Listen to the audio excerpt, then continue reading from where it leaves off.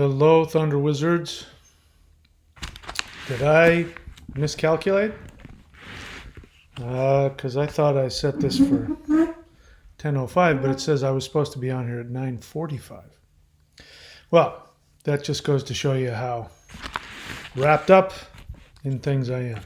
So I want to rant a little bit to help you understand the nature of the state of the world. You know, you've probably heard about, a way to kill a frog is to put him in a pot of water and then slowly raise the temperature of the water until it gets to a boil. The water rises so slowly that the frog doesn't realize he's being boiled to death.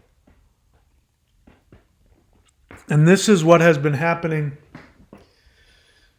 over, I would probably say, especially the past 20 to 30 years. Everything has gotten more automated. And people do not deal with people anymore. I mean, I complained about this not too long ago, having to get a phone. In fact, I have this new phone, and this new phone keeps giving me this prompt to say, finish setting up your new iPhone. And then I click on it, and it keeps pushing me to give it my financial information so I can be on Apple Pay, so that I can just do everything with my phone. And I don't want to do that. I tried to, I did sign up at a gym, and they tried to tell me that the only way I could get into the gym was if I had an app, and if I came in and used the app. And I said, no. So I walk in there and I give them my phone number and they let me in. But I'm here in Florida, as you know, and I'm in a place now. I'm enjoying my tiny little place, but it's very nice, surrounded by forest, and there's the river right there and the beach back that way. And I'm really enjoying it, even though it's a little cramped, but I have to get a new place. So there's a house not too far from me that looks really nice. It's furnished and it's sitting on a lake in pine trees, and it looks really nice. So I want to apply for that. So I ask, hey, I'd like to see the house. And I get this email back that just is this, this bot has sent me this email saying, click here to apply. And, I didn't do anything about it for the first day. And then the landlord, or whoever, the owner or whoever, I think it's probably a property management company, somebody sent me a note and said, this is the process, right? So tonight I was like, okay, I'll just go ahead and do it. And I'm filling out this application, which makes all kinds of assumptions about me. It immediately puts me on the defensive because it puts me in this space where I have to prove to the bot that I have money. So it's going to want my W-2 form, and it's going to want my landlord, my boss's information and phone number and all that. And it's like, I work for myself. None of that applies. And then it's going to want information from all of my previous landlords going back 5 years. And seriously, how many of you, when you've rented an apartment or a house, when you leave that house, do you say to yourself, oh, you know what? I better hold on to my landlord's phone number and name, because in 5 years, once I leave a place, I leave a place. I don't hold on to somebody's phone number. Anyway, I don't like the way that it puts me on the defensive. And I haven't even seen the place yet. I don't even know if I want to rent it. And then I have to spend $55 to have them do a credit check. And then when I do all that, then the application didn't go through. It's like, it just really got me thinking about this whole process. And if you're considerably younger than me, then you don't remember or you don't know what it used to be like. So what it used to be like when you rented a house or an apartment is you saw an ad or you saw a sign out in front and you called a number. And that would be the landlord. And the landlord would pick up the phone and you say, I'm interested in viewing the apartment. And the landlord would say, oh, great. When are you available? I'll meet you there. And you made an appointment and you showed up and they opened the place up and they gave you a tour of it. Here, what do you think? And you went, I don't know. And then you'd ask questions to get them to sort of sell you on what, how good the place was. And then you'd say, okay, I think I'll apply now. Whereas now you have to go and apply and get approved before you can even look at the house. And I find it so presumptuous and I find it so demeaning, and I get personally offended by that. Because especially when you're dealing with property management companies, more and more you're dealing with property management companies. These property management companies do not have a vested interest in you. They get paid a fee no matter what. And they really want to do the least amount of work possible. What they do want is they want to charge you a bunch of fees. So they want you to be late with the rent. They want you to, whatever it is. They want to charge you as many fees as they can. They want to charge you a cleaning fee. They want to charge you a listing fee. They want to charge you all these fees because they get paid a fee by the owner. Now, the owner, if the owner was doing it, the owner would want to meet with you, would want to show the place to you, would want to sell you on it. But the property management company doesn't care about that. You're just a number to them. And so, anyway, I've dealt with this before, and I really disliked it. Where I was in Australia, I just paid them cash, whenever I felt like it, and they didn't even have me, sign a lease or put anything down, and it was just the relationship between we really enjoyed each other, and we were good friends. And so I'm back here, and this is every time I think about this when I have to rent a place. I think about having to go through this, and it's getting worse and worse every year. Every year, the more automated it gets, the more I become dehumanized, and the more I have to jump through hoops, and all of these assumptions are made about me. And I remember not too long ago, a few years back, looking to rent someplace, and before I even got there, on the ad or the whatever it is, the Craigslist, it said, no self-employed people. And I thought to myself, what is that all about? Because, somebody has a job, they're dependent on that employer. That employer could die, go out of business, or fire them. Then what? Then they don't have any income. I'm a self-employed person. The only person that pays me is me. And I'm not going anywhere. And I'm certainly not going to fire myself. So it's actually in their best interest if somebody is self-employed, comes along and says, no, I don't have a boss. I don't have to worry about whether or not I lose my job. I am my own boss. But people don't think like that. And this has everything to do with where things are going. And where things are going is the World Economic Forum. Once again, can we see that? Let's watch that again. This is where things are headed, whether we like it or not, unless we do something about it. Unless we do something about it, this is where things are headed. You will end up owning nothing and you'll be happy. Whatever you want, you'll rent and it'll be delivered by drone. The U.S. won't be the world's leading superpower anymore. It means communism is taking over. A handful of corporations, not countries. You won't die waiting. They're going to print. They're going to turn you into a synthetic being. You won't even get to eat the food that you want to eat. They're going to tell you what to eat. This is where things are going, and and going through this process again, it made me feel like I was 18 years old, and I have to prove that I have it's like it's nobody's business. It's nobody's business.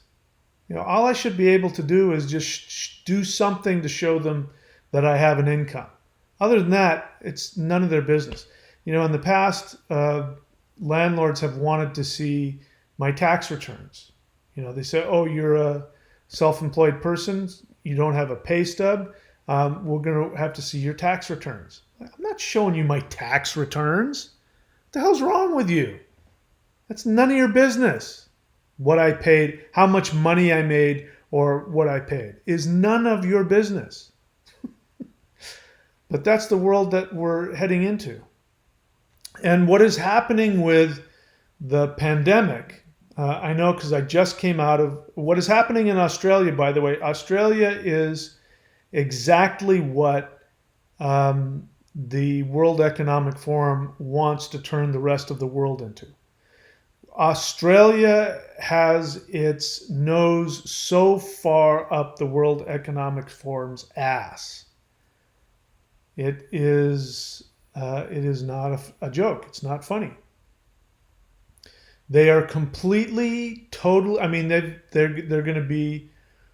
They've mandated everything. They've gone within the space of the time that I've been there. So when I got there was no such thing as the pandemic, and they were a Western democracy, and you had freedom. And in fact, I went there saying how much more free I felt in Australia than I did in the United States. And I was getting away from what I saw to be fascism, which was making a rise in the United States. It's now shifted and it's turning into communism. But back then I was thinking, we're turning into a fascist state, and I want to get away from that. But Australia has gone from this very open, free, Western democratic society to a completely communist, totalitarian state. They've mandated everything. There's no voting that goes into it. There's no freedom of speech. I learned that real quick. There's nothing in Australian law that gives the individual the freedom of speech, the freedom to protest. The cops can show up and do whatever the hell they want. When the pandemic first broke out and there was a brief lockdown where I was, even though there was zero COVID where I was, there was a lockdown. And one of the neighbors, the cops, showed up to their house and knocked on their door. And the guy opened the door and the cop says, "You have too many people. They all have to leave." Because you weren't allowed to have more than 3 people in your home by law. You couldn't have more than 3 guests in your home at any one time. And there have been times even in Queensland where there was no COVID, where you couldn't have anybody in your house, and they had the few lockdowns that they had. So he, told all of his friends to leave. There was 10 of them. They were all being very quiet. And after they left, the guy asked the cop, "How did you know all these people were here?" And he says, "Oh, we're monitoring cell phone signals. So we can tell from the cop station in every single house, we can see how many cell phone signals there are. And we saw that there were too many cell phone signals in your house." And that's just one example of what things are like over there. And if you go onto my other platform, I share with you how one person, listen to this, one person who tested positive for the Omicron variant, which all reports are saying is very mild. It's like milder than the common cold. It's just almost nothing. But one person who tested positive for the Omicron variant went to a couple of bars. And at the time that happened, which was a few days ago, only vaccinated people were allowed in the bars. That's the way things are. When I was leaving Australia, Things hadn't gotten like that in Queensland, although they are now. But when I was there wasn't any mandates. You didn't have to show anybody that you were vaccinated, or you could go anywhere. It didn't matter because there wasn't any COVID.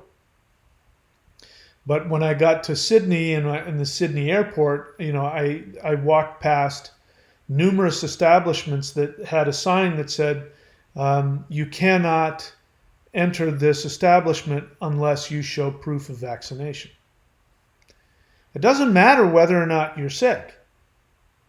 You have to have and you have to check in. You have an app that when you walk in, you have to put your phone into it and check in. So that means every single one of those people in those bars in Australia had done that. They had checked in, which means the government knew from one day to the next where you are. They know where everybody is. And this is why they want you vaccinated. They want you vaccinated so that they can monitor you all the time. And so bear in mind, this has been sold to people that if you get vaccinated and you have your vaccine passport, you will be free, they tell you. You will be free to go anywhere in any venue because you're vaccinated. And so all of those people who got vaccinated and were free, they showed up to these bars to party and have a good time. And one person walked through those two bars. And because of that, get ready for this, I believe it was 845 people were forced to go into forced isolation. Bear in mind, these are the people who got vaccinated and got a passport because they were told if they did that, they would be free. They wouldn't have to be stuck at home. And so just because they happened to be at a bar, that one person who had an incredibly mild case of COVID, because it's Omicron, walked through there, just because that happened at some point during the night, that means that the government tracked down every single person who had walked in and used their app and their freedom to get into those locations. And this is what's happening. This is, we're seeing it in Europe. We're seeing it, in California. You can't go to school if you're a kid unless, you follow the mandates. And we are being completely dehumanized. Some people are getting confused over what's going on here, but this is really turning into a corporatocracy. And it looks a lot like communism, but the modern form of communism is corporatocracy. And a corporatocracy is exactly what the World Economic Forum was talking about, that you won't own anything. Not because you won't want to, but because you won't be allowed to. You won't be allowed to own anything, but somebody will own it. And if you use it or live on it, you will have to pay for it. You will have to pay rent for it. So you're not going to be able to own a home. You're not going to be able to own a car. You're not going to be able to own anything. You will rent everything from the corporation, and the corporations eventually, this whole idea of, they said it here, the United States will no longer dominate. And what they mean by that is that the United States is going to simply become one of the branches of the corporatocracy. A few countries will dominate, meaning those countries that the corporations are founded in. This is where we're headed. It's not that we're headed there, we're there now. We're there now. I'm here in Florida, and I did that on purpose for all of the reasons that you can imagine. And at the moment, I don't have to wear a mask unless I go to some federal place like the airport. I don't have to wear a mask, and obviously There's no vaccine mandate. But all that has to happen is DeSantis loses the gubernatorial election at the end of next year, and somebody else takes his place and decides to change the rules. You know, the things that are happening now were inconceivable 20 years ago, 30 years ago. Again, everything. My phone wants everything. It wants all of my information. It keeps asking me, can it track where I am? Can it track what I'm doing? If you've noticed, it's interesting how YouTube, the ads on YouTube seem to magically know what you were just looking at. Whatever you searched on Google, automatically that ad pops up on your YouTube. And you may not realize it, but it's too much of a coincidence. So there's only one way out of this. And that is we have to operate from the soul. And it becomes tricky because we have to operate from our intuition. But the problem with intuition is that you can be deceived by your own unconscious, unresolved psychological issues, your own emotional attachments. And this is exactly what's happening with the people who are completely hypnotized. They don't realize it, but they're being completely motivated and manipulated by their own emotional attachments. So we have to do what the Buddha tried to teach. So what you may not know about Buddhism, if you're somebody who's attracted to Buddhism, it means that you have a karmic destiny to merge the heart mind with the intellect. It means that in a previous life, or perhaps in this life, you are too stuck in your head. And so this is why Buddhism focuses on compassion, but also why Buddhism is so incredibly intellectual. Buddhist monks can sit there for years and debate the nature of the self, or the lack of the nature of the self, or whatever it is. And that is designed to help somebody who lives in their head to learn how to have compassion. That's why Buddhism, which is really a very intellectual religion, that's why it focuses on compassion, because compassion is the heart. And but it's Buddha was an avatar of Vishnu for the planet Mercury, which is the intellect. But that's really where we need to go as a society, not to become Buddhists, but to learn how to have our critical thinking while being led by our intuition, our heart mind, as the Maoshan masters call it. They call it the heart mind. They call it the soul's bodyguard, the king's bodyguard. Because your soul is king. And this entire digital biomatrix is designed to completely disconnect you from the soul. And anyway, we could go on and on and on about that. But anyway, I thought I would show up. It's getting late at night here for me, because now I'm on the other side of the world. Whereas if I was doing this normally, I would be doing it my morning.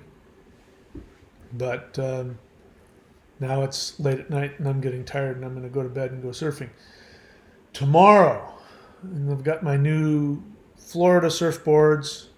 I'm still having a lot of resistance, but I'm taking action towards, getting a place here I'm gonna have to get a car instead of rent one pretty soon here, and all that means I'll be committed to being here. So I'm following through with that, but I can tell that there's still some resistance. Anyway, if you have any questions, I'll take them. If you have a question, write the word question in all caps and ask an honest question. If you have an honest feeling, I'll be happy to listen to that. By the way, take a look at the chat, scroll all the way up to the beginning, and you'll see my other platforms, odyssey.com and bitshoot.com. Look for the Thunder Wizard. I talk uncensored on those platforms, things that I cannot talk about on YouTube because of the Trusted News Initiative. And if you don't know what the Trusted News Initiative is, you need to know, go Google it to know that you are not getting accurate information from different streams of media. So let me take a look and see if there are any questions here. Thundra Staves Rangel says hello. Hey, and Thundra, you can remind me. You can write down your website. So I believe it's thundra.thunderwizard.com. Go and check her out. She's one of my certified apprentices, and she can. You're doing rune readings and astrology readings, both? So go check her out. She's very talented. See what else. Patrick.thunderwizard.com. I haven't seen that for a while, but welcome, Patrick. You can go check him out. He is also one of my certified astrologers. Why do you guys want to get one of these astrology readings from one of my apprentices? There's no shortage of Vedic astrologers. I am definitely not the only Vedic astrologer on the planet, and I'm certainly not the most knowledgeable. But what I have done is I have created a specific reading protocol. Because when you go and get an astrology reading, most of the time they're going to deal with things like what is the transit going on right now, and when is a good time for you to get married or to start a job, or those kinds of things. And there's nothing wrong with that. I use that kind of astrology all the time. But when I started studying astrology, I did it because I wanted to figure out my own chart. And by my own study and working with my astrologer, I came to realize there are some things that never change throughout your life. And these are tools that you can use if you know about them. You can use them to change your life for the better, no matter what planetary transit, or there are things called mahadashas where a certain planet will be ruling your chart for sometimes 20 years.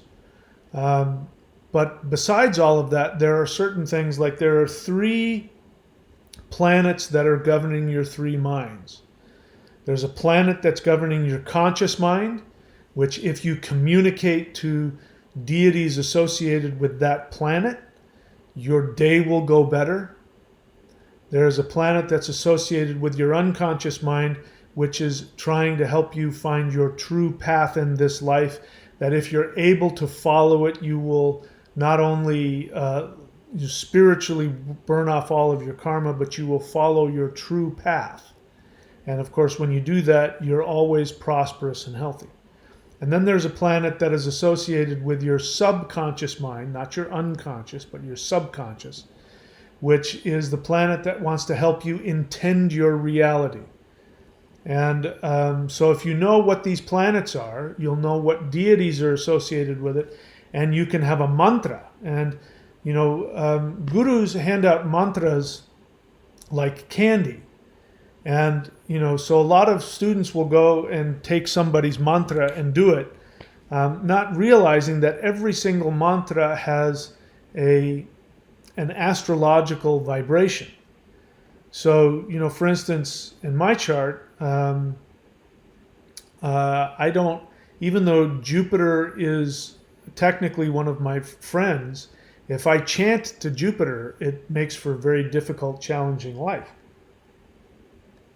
Because my Jupiter is sitting in my 8th house. So while it is doing a job of making me very powerful and giving me a lot of access to the unconscious realm of spiritual existence, if I chant to it, then the properties of the 8th house come out in my life, and that can be very challenging. So if you don't know that, and somebody tells you Jupiter is the most favorable planet, Jupiter is like Santa Claus, he gives you everything, you start chanting to Jupiter because somebody told you something general, but in your chart it's very specific. And they'll also tell you what your Aruda Lagna is. So the Aruda is when you come into this life, you think that you walk into the room and people see you. But imagine that what really happens is that you walk in the room and there's this prism that filters you, and standing next to you is this projection of you in a costume. So for instance, my Aruda is the warrior of balance, or the warrior of peace, or the spiritual warrior. So I need to present myself that way. If I don't present myself as a warrior, then people, they won't understand what they're looking at, because they'll be seeing this refraction of me that shows me being a warrior. But if I'm acting completely opposite to that, then people will go, what is wrong with that guy? So if you don't know what your Aruda is and you're going through life trying to get people to love you for who you are, you're going to be very disappointed. You're going to be hurt because people can't see who you are. They only see you as a refracted, the refraction of you in the costume that you're supposed to be wearing. So if you want to figure out what that is and find your personal mantra, go and work with one of my astrologers. So you've got thundra.thunderwizard.com. You've got patrick.thunderwizard.com. He's also a very good astrologer. And you've got drjwyrd.thunderwizard.com. drjwyrd.thunderwizard.com. And he will give you a reading in runes. And he knows my specific rune divination technique. If you want to be one of these people where if you come on and I'm doing a live seminar, or excuse me, a live streaming, and you want me to advertise your website on my website, you can go to lockdown.thunderwizard.com and sign up there, and you can become one of my apprentices. And if you pass the very simple test, I will give you a website and I will promote you every time you come on and say hello. All right, who else is next here? James Moffat, question. Working with the 3 8s in the runes. What 3 runes are the best to enhance chi energy? So let me stop you right there. People ask me these kinds of questions all the time. I don't function like that. What is the best runes for? That shows a misunderstanding of how the runes work. If you were to ask me which planet, I could tell you that. If you were to ask me which element, I could tell you that. The runes don't function that way. So I'm not going to tell you what 3 runes are best to enhance chi energy in your practice, because they all do. And just to be clear, runes are Kundalini energy anyway. So you have to understand what the runes are. The runes are fire, all of them. And they're Kundalini, all of them. So whenever you work with the runes, you're working with fire, you're working with Kundalini. All of them will enhance your energy practice. So don't look at the runes like that. And James, have you read my book on the runes? My books, I have 3 of them. In case you haven't read my books, you can go to courses.thunderwizard.com. You can get a link to my books, or you can just go to Amazon and type in my name, Michael William Denny, and you will see my rune books. So I'm assuming you've read them, but that's just want to help you out with that. So it's a great question. I'm glad you asked it, but there is no answer to that question. Yeah. Raymond Avich. So Raymond, is he asking a question? No, he's not asking a question. Stephanie Roach, question. Please write the word question in all caps, because if you don't, I might miss it. So besides just being a pain in the ass control freak, I'm actually trying to help you get your question answered. Okay, so that's why I tell you to do that. Do you keep yourself in the heart via breath? I don't understand. What are you asking? Why are you asking me that question? Do I keep myself in the heart via breath? So, Stephanie, have you done any of my practices? Have you learned or practiced any of my free energy practices or meditations? So the best way to get along with me is to put some time and effort to see what it is that I teach and to actually do the practices that I teach. And then your questions will be aligned with what I've already taught and what I teach, and then I'm going to be motivated to want to help you. When you ask me this question sort of out of the blue that sounds like you heard that from some other teacher in their yoga class, and you want to ask me if I do that for whatever reason, it takes me out of it, because I can tell you haven't put the effort in to learn or to do what I teach. So if you want what I have, you got to do what I do. Okay? So to be honest, I have no idea what that means. Keep yourself in the heart via breath. I don't know what that means. The practice that we do here, like what I'm doing right there, I'm using hand movements and gestures that open up meridians that go up the arms into the heart center. So I do many, many different techniques to keep myself in the heart center. Breath is a very general one. So I would encourage you to, what if you could do a practice that was even more powerful, more specific, and more effective than just simply keeping yourself in the heart via breath? I invite you to take a look at all of this stuff and spend some time on my channel and look at my free Qigong exercises. What else? Fem Sample CG, honest feeling, I had to make a drama play with my friends today, but as soon as we started the play, I forgot all of my lines into, okay. So Fem Sample, that's not a feeling. That's an event. You say, I'm disappointed. Okay, so that's a feeling. I'm so angry and disappointed in myself. I understand that. Hey, we all make mistakes. There's nothing to be gained. There's nothing spiritual about being a perfectionist. You know, you wouldn't give anybody else a hard time. If somebody else came to you and told you that same story, you wouldn't get upset with them. You wouldn't get on their case and tell them they had to be perfect. You would say, hey, everybody makes a mistake. So that's my suggestion. You haven't asked for my suggestions, but my suggestion is just be kind to yourself. Hollow Knot Psychotron, what do I keep saying about writing the word question in all caps? I'm interested in your view on critical race theory, at least in review of your discovery of the plans currently going out. So I got to be honest, I don't even know what the hell that means. I've heard about it, and what I understand about it is that it's reverse racism.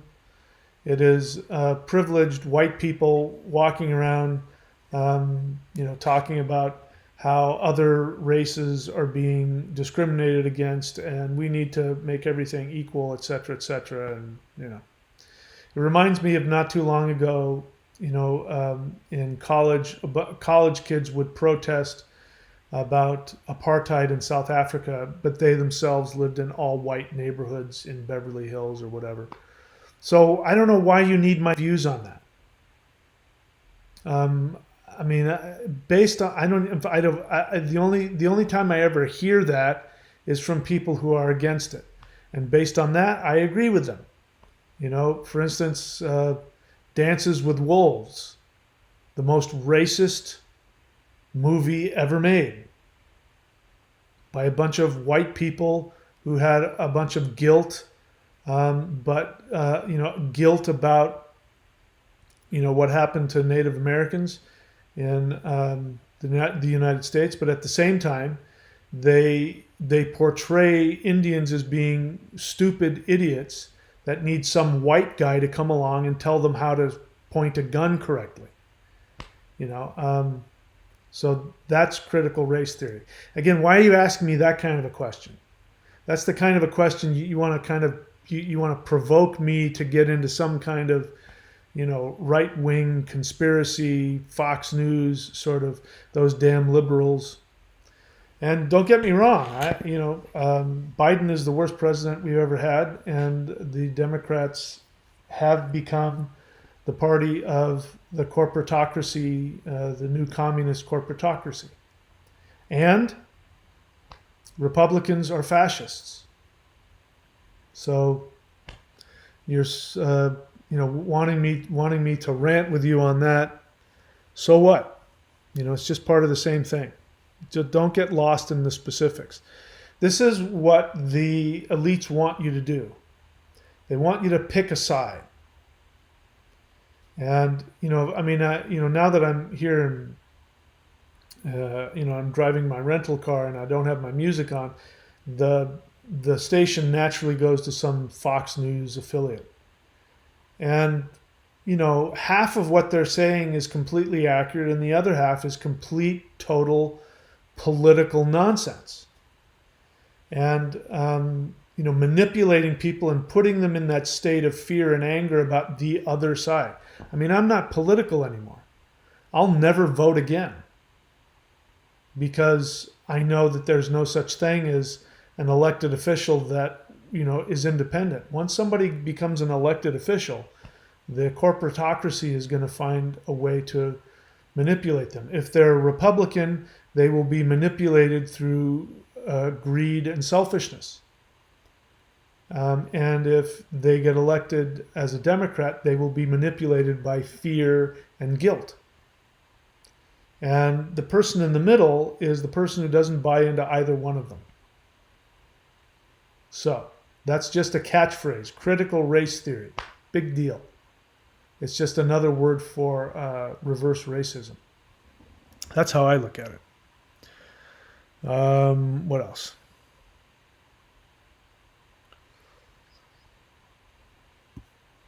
Vincent.thunderwizard.com says hello. He is also one of my astrologers. Go check out his website, Vincent.thunderwizard.com. Film sample CG question. When we're doing the mantra ritual, can we light a candle to offer an idol to our deity that we're working with? So have you gotten a mantra ritual? It sounds like you haven't, because when you get a mantra ritual from me based on your astrology, you will know what the offering is. You can do that. You can do whatever you want. If you want to get the most out of your mantra that you were given by your astrologer, you're going to, for instance, should you light a candle? Should you offer a beverage to the deity? Should you offer some food, some incense? So you can do whatever you want, but have you gotten an astrology reading and gotten your mantra? If that's the case, then you already have the directions on what you should be doing for that. All right, let's see. Raymond Avich, if I remember you correctly, I got on your case a lot because anyway, we'll see. Question. If you don't have an opportunity to do the Hool breath every day, is doing it sometimes better than nothing, or can you, do whatever you can, but I don't buy into the idea that you don't have an opportunity to do the Hool breath. You can do it wherever you are. You're sitting waiting for a bus, you can do the Hool breath. Nobody even has to see you do it. You telling me you don't have 3 minutes when you wake up in the morning and 3 minutes before you go to bed? So don't give me that nonsense. You have whatever time you decide to make for yourself. But I don't care. Do it, don't do it. I'm not one of those people. If you don't do it, you're going to go to hell. Do do it however much you want. It's completely up to you. The more you do it, the more you're going to get out of it. Vincent.thunderwizard.com, honest feeling. I'm rushing because I'm not plugged in and my computer's going to die here real quickly here. I feel that I don't have the right to exist and my needs are inconsequential. It's a horrible feeling. I know this is a core belief that has been introjected into me by my mother. How do I heal? By doing what you're doing. You're doing everything. I got your email, by the way. Congratulations. It's really painful, but that feeling that you're having now, you are aware of what your unconscious mind is. Do the work. Do the meditations. Keep working with your therapist. Keep working with me. You'll be fine. It's okay to have your feelings. For the first time in your life, you're owning your feelings and you're not getting rid of them. Allow yourself to have them. They're just feelings. You don't have to act on them. And that's how you heal. The more that you mourn all of that and have your feelings, the quicker that you can be in a state of healing. What else? Dev, if you have a question, you write the word question so I can see it. You say, sir, can you enlighten more about the cyber pandemic event? I don't know what that means. Impetus correspondent, honest feeling. I made a snarky, uneducated comment about a non-binary individual and was attacked online by their friends. I feel really bad and confused why I made the comment in the first place.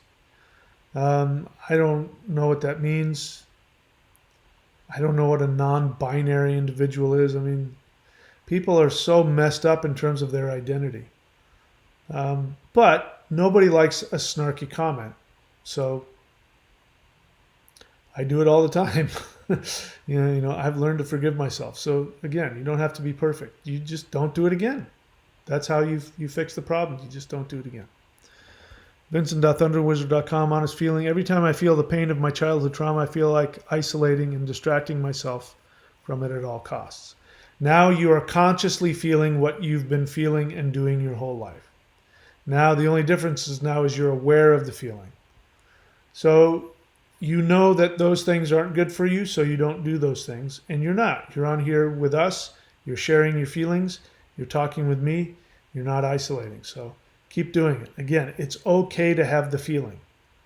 In fact, there's nothing you need to do about it. Just have it. It's painful, but that feeling is there whether you allow yourself to have it or not. The more that you push it down and run away from it, you guarantee that it stays there. The more that you are conscious of it and feel it and don't act on it, then you get to dissipate it and you become individuated and you can have different feelings. But it's an up and down. Some days are going to be better than others, but you're doing the right thing. Keep doing it. Okay, so my computer's telling me I'm running out of battery, so I'm going to have to stop for now. Anyways, guys, if you're new to the channel, please check out the links. They're there for a reason. And even if you don't want to subscribe, go ahead and do the free energy exercises. You have to put the effort in to go on my channel and look for them. But there's free energy exercises and meditations. Do them. That is what's most important. That is what's going to give you the consciousness and awareness that you need. All right. So, again, I'm Dev. I really only respond to questions and feelings. So, very good.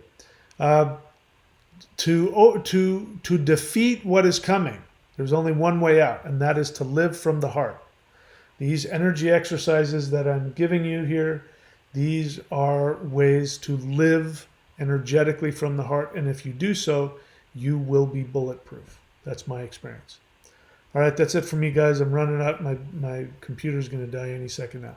I will see you next time I see you.